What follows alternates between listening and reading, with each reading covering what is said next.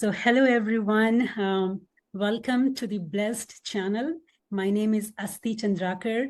I'm a volunteer teacher here in Atlanta with the Art of Living Foundation.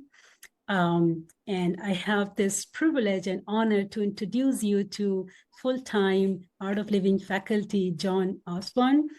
John is joining us today from Southern California. John is a graduate of Hamilton College and Yale Divinity School, where he received an MDiv with an emphasis on pastoral counseling. John has been teaching mind, body, and stress management techniques since 1975, and with the Art of Living Foundation since 1989. So John, we all know how busy you are traveling and teaching courses all over the world and with your musical tours. So thank you so much for finding this time to be with us this evening. Thank you for having me. Thank you, John. Welcome again to the forum today. Would like to begin and would like to hear from you, John, what blessing means to you. You know, I think blessing ultimately means seeking for a positive change in another person. Parents bless their children before they go to bed. I worked for a while in a hospital as a chaplain. You bless patients asking for them to improve, recover. Blessing, I think, is a universal phenomenon. It's a way of wishing well or sending good energy, positive energy to other people. Yeah, beautiful, beautiful. And many, many of us who have been on those blessings journey with you, you teach blessings programs as well. I do. In fact, I would like to mention you were here a couple days ago in Atlanta teaching a very wonderful blessings course. A whole bunch of people came together in a beautiful environment in your presence, and we all learned to be blessers. So yeah, positive change and impact so resonates deeply, John. Yeah, the blessings come from inside. They usually don't come from outside. They come from a deep desire for someone else to improve or have some good thing happen in their life. And as it turns out, the more you meditate and you go deeper inside, the more powerful those blessings are. So we take that powerful energy that comes, that deep silence that comes in meditation, and we harness it to be able to bless other people. Absolutely. Thank you so much for sharing that. Yeah. So I know that you have been teaching these blessings programs for many, many years, John, and I'm sure you must have come across many stories of transformation, personal transformation in people.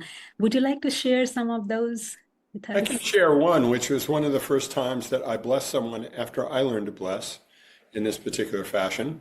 I had a friend who was trying to get on an airplane in Lake Tahoe in Nevada, and at the Reno airport, and she couldn't get on the plane because she'd had some dental work done, and all of a sudden she was in extreme pain. She couldn't even get up from the seat she was on, and she called me, not asking for a blessing. She just called me because she thought maybe I was one of the only people she could reach out to. And I thought, wait a minute, I have this new technique. I should try it. And so I asked her to close her eyes, and from Southern California, I sent her a blessing, and she said, what did you do? I said, I just sent you a blessing. She said, the pain went away. I was as astonished as she was because I was a new blesser. But I've seen many, many stories like that of people blessing people in their presence, people blessing people across the world, people blessing family members, people blessing people who are sick. There's now thousands, probably hundreds of thousands of people who have been trained in this technique of blessing. And it's very powerful, and it works. Absolutely. Yeah. I can tell it does work. Yeah. No, I have been fortunate to receive blessings from you, John, many, many times, and a lot of our blessers here, and it definitely works. Yeah. Very powerful, and it also gives each person an opportunity to reach out and do something positive for another person. And it's something that people can do every day. Young moms can do it from home. They can bless their children. People can bless other people at work, bless people across the globe. So it's a very great opportunity for people to be of service to other people. It's wonderful. It's one of my favorite courses to teach. Absolutely. Oh, wow. Thank you for saying that. So speaking about the course, the Blessings course, would you like to share some insights about the beauty of the course itself, being there, teaching that so many years? Yeah, the Blessings course is an advanced course in the art of living, and it's for people who've been meditating for a while. They need to have a technique of meditation, and who also have had a silence course. They've gone deeply into silence because you have to contact that deepest, most powerful part of your being to be able to bless. So once they experience those, they can come on the blessing course. The first part of it involves a lot of purification. You want to make sure that the place where the blessing comes from comes in a very easy, natural, innocent way. So if there's any stresses or strains, you can get those out of the way first. And then you give the people an experience of them being blessed, and then you teach them how to bless others. Right. Beautiful, beautiful. Thank you for sharing that. And the project Welcome Home True. So it's favorite. It's not close to heart for many of us. And you have been leading that project for many years, John. So would you like to talk about that project a little bit, and then how all of this breathing, breath work, meditation, blessing practices have impacted people who have been taking those programs with you? Yes, I helped found that program. I was the co-founder of the program, and then I was head for 15 years. I'm now kind of an emeritus teacher there. Someone else is leading the program. But the people who are coming back have come back from Iraq and Afghanistan. A lot of them are very wounded inside. There's a topic that everybody knows about called post-traumatic stress, which means they're locked in some trauma that happened in the past. There's something they've seen, something they've done and regret, or someone they've lost. So this trauma is kind of stuck in them.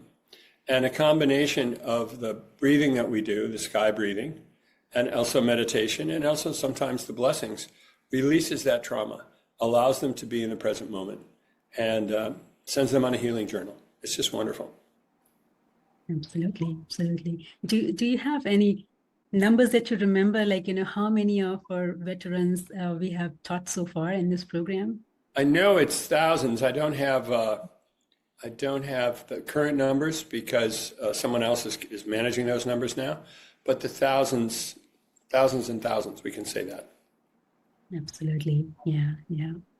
And that makes me wonder, in the challenging times that we are living today, John, how do you think, the programs like Blessings is meaningful and helpful in these challenging times with all sorts of conflicts that we are seeing in the world, and so on and so on? I can't even begin to speak, right?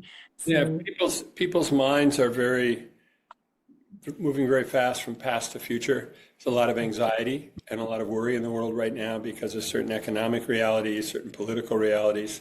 And for some people, many people in this world are living in a war zone right now.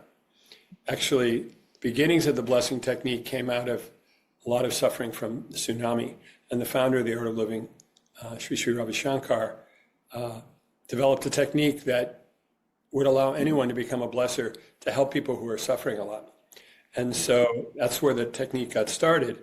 And now it's, I think, in 50 or 80 countries around the world. As a matter of fact, I'm leaving in just a week to teach that in some countries in South America. So it's very universal. It's very simple to learn. And in these times when people are feeling a lot of worry and a lot of anxiety, it brings people back to the present moment, and it gives them a lot of peace. It's a very powerful technique. mm-hmm. Yeah. I mean, I feel that peace as you speak about it, Yeah, just a thought about the blessing, it makes me so calm and peaceful. And it's the experience constantly, with me being blessed myself and then receiving blessing every day. So thank you, John, for sharing that. It actually elevates the person who's doing the blessing as well as the person who's being blessed. So it's also a very powerful spiritual exercise that people can do many times a day. They come across people that ask for or need a blessing. Yeah. And as you said earlier, it can be done over the phone. Somebody is seeking blessings, we could bless them over the phone. We don't have to be in the physical presence. No, you can bless people online. You can bless them on a phone call. You can even hear about a person at a distance and bless them without being directly connected to them. Sure. Wow. Wonderful. So let's rewind a little bit. My favorite part in all these courses that I have been with you. We love to hear your story about how you came into Art of Living, John, and how you became a blesser or thought about the blessings program. Please tell us about that. Yeah, I started Art of Living in 1988 in Santa Barbara, California. I was involved in finance, investment management, and I'd already been meditating for, I don't know, maybe 17 years. But I'd heard stories about this very powerful breathing technique, which greatly deepened people's practice of meditation. And I was lucky enough to meet the founder of the Art of Living through a mutual friend in July of 1988, and I heard his talk at the University of California at Santa Barbara, and then I took the course, one of the first breathing courses in the United States, and the results were so transformational in my own life. My meditation became deeper, a lot of old stress and strain left, that I resolved immediately, as soon as I was would be able, I would like to learn to teach it. And it turns out that the first teacher training happened a year later. And I took that course in 1989 and have been traveling and teaching pretty much ever since. Wow, wonderful. And then that you have been teaching with all other Art of Living programs that you teach, right? Yes, I teach the silent meditation, which is called Sahaj Samadhi. I teach the breathing program. I teach courses to vets. During COVID, I've taught a lot of courses to frontline healthcare workers, doctors and nurses who are also experiencing post-traumatic stress. I've taught a number of courses in corporations, also educational institutions. I've taught at Harvard Business School and at Wharton and at many Fortune 500 companies. So I've been lucky to teach a wide variety of people, and I feel blessed to be able to do that. And absolutely, John, we have been lucky and feel very blessed to have you on this path with us and, being taught by you, so many of these programs. So thank you again for doing this. Another component, of this little project that we are putting together called Blessed Channel is music, the divine music, as we call it, bhajan. And I know you are a very celebrated musician. We all love to come together and listen to the music. You also compose music. So tell us about that, John, like how all of these practices, spiritual practices, have kind of inspired you or have been helpful to you in your creative journey so far? Every spiritual tradition around the world has some practice of music or singing to go along with it, because music unites people and it brings people from their heads into their heart, so they're all listening or singing the same thing. And when you sing some of these songs in English or other languages, it lifts up the energy inside you. So it elevates your consciousness. It also elevates the environment around you. So I've been singing in choirs in different groups since I was probably 5 or 7 years old. But I discovered singing in a spiritual way in the Art of Living, and usually carry my guitar with me wherever I go, because people in all different countries, no matter what language they speak, they like to get together. They like to sing these songs. Yes. Yeah. Yeah. What happens, I always wonder, like, because when you sing, like we all are at a different level, we get transported to another world altogether. What happens within you, John, when you're singing, because...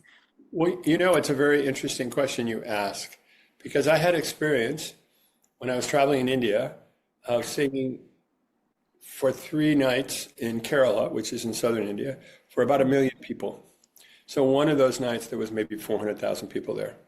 And I started singing a chant, a bhajan, a song that everyone in the group knew. So immediately the first 10,000 people got up and started dancing. And then everyone else got up and started singing and dancing. And then the person who was leading the event, founder of the Art of Living, Sri Sri Ravi Shankar, started leading it from the microphone. So I immediately receded into the background and ceased to become a point of interest. I mean, I kept the bhajan going, but in reality, I disappeared into the bhajan. And I thought at that moment that I wouldn't trade places with Luciano Pavarotti. It's the opposite of performance. It's the opposite of putting attention on yourself. It's the opposite of ego. It's descending into the middle of what's happening and letting go and disappearing. those are the highest moments of that kind of music for me. And it happens often, but it depends on not just the singer, it depends on the willingness of everyone to drop what they're doing and kind of drop into it.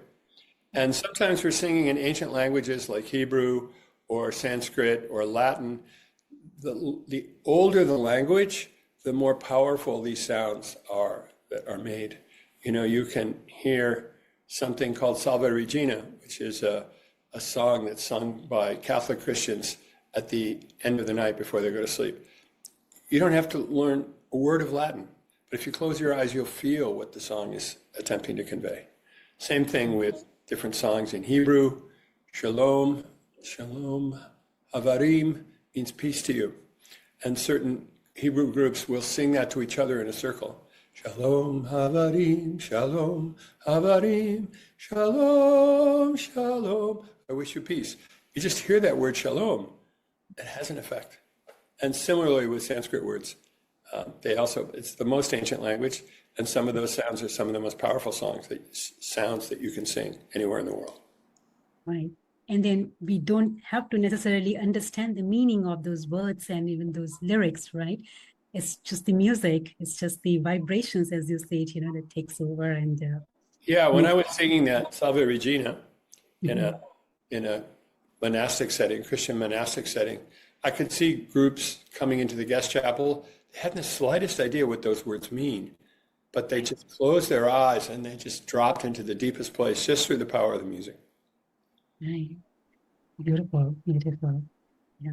So with your creative experience of composing music, what message do you have about the impact of meditation and spiritual practices for folks with creative pursuits, right? Like how can it help them go deeper into their creative journeys or even embark on, new creative journeys? What would you say about that, John? I was in New York and had dinner at the home of a famous photographer. And at the end of the evening, he'd just taken the Art of Living Sky Breath meditation, maybe a year or two before. And he said, I want to show you my photographic studio. So he took me down to show me his photographic studio. And there were two walls. And the pictures on one wall were really, really different than the picture on the other wall. And he said, these pictures are before I learned to meditate, and these pictures are after I learned to meditate. And you could see his creativity had really been accessed much more. He'd really dropped into his own creativity and was able to manifest that in his photography, in his art. And it was really impressive to me. And I've seen many artists and musicians who say they're very inspired. There's a lot of creativity deep inside us that a lot of the time we don't get to access. But when you drop into this deep place where creativity comes from, inspiration comes from, right kind of meditation and breath work can drop you there easily, then all of it comes up like a fountain and manifests itself. I never sang in public like I started to do in Art of Living. There's something about the experience I had in meditation. It just brought some of that stuff out of me and into the world. It's one great gift that the Art of Living has given me. Wow, wonderful. Thank you for sharing that, John. Yeah. Tell us about your first album, and maybe your recent album and your recent musical tour that you have been on. The first album that I recorded about 10 years ago is called Present Moment. And the founder of the Art of Living, Sri Sri Ravi Shankar, had heard some of these primarily English songs when we were traveling together, different ones. And there were a lot of people singing songs in Sanskrit and other languages, but he said, can you do an album just in English? So it took me a couple of years because I was traveling and teaching and I didn't have a lot of time to do it. But I remembered some of his favorite songs and I put them on the album and it's gone around the world. There's been a lot of people listening to that. It's called Present Moment and you can find it on Spotify. Okay, well, definitely. I mean, I am a favorite, it's one of my favorites. So can I actually ask you to sing a few lines, maybe from Present Moment or any other album of yours? Sure. I know you carry your guitar everywhere. You said that earlier. So would you mind, John, singing a few lines for us? No, I'm happy to do that. Just give me a moment, okay? Sure. Myself up.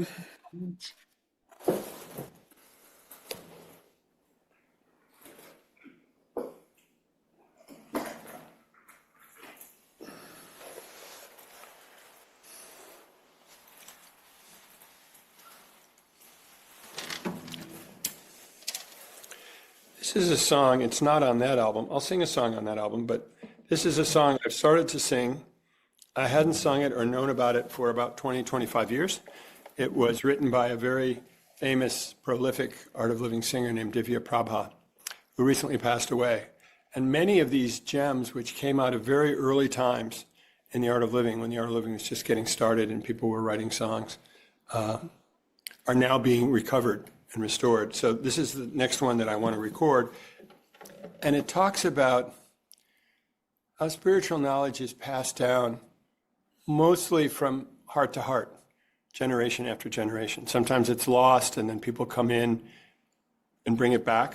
And it's called Ancient Love. Can you hear me?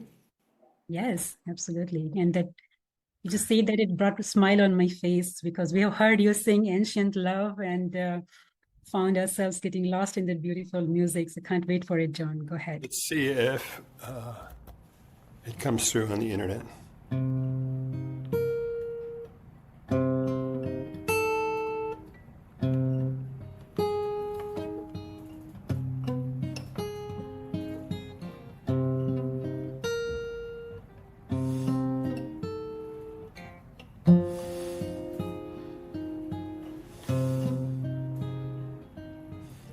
So many loves, so many lives, seems we've been here so long. Nothing can give you the peace that you've wanted, and you've wanted that peace so strong. But down through the ages, through the hearts of the sages, they've carried it like a flame. Through the winds of desire, they've carried this fire, and it's here within reach of your hand. So come back, come back, come back to the ancient love. From the earth beneath you and the sky up above comes the call of the ancient love.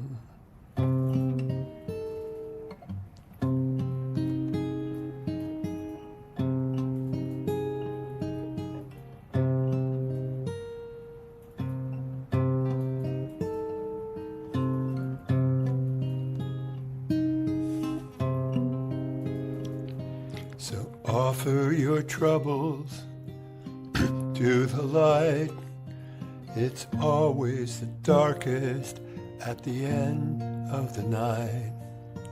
The ancient heart rises up like a dove when it finally finds the ancient love.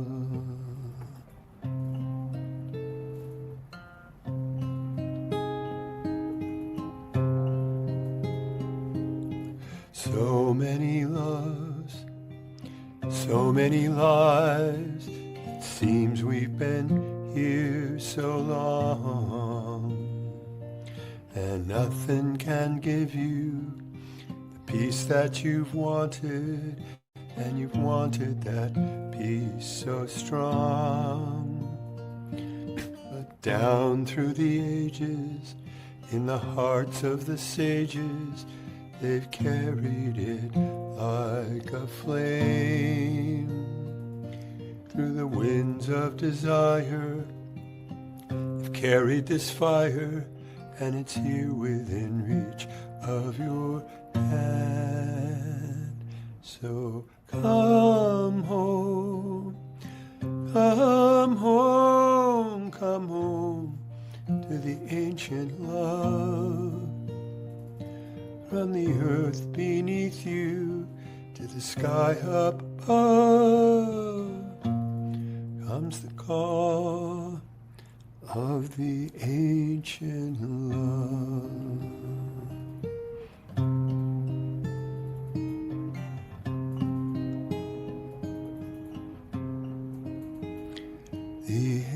ancient love.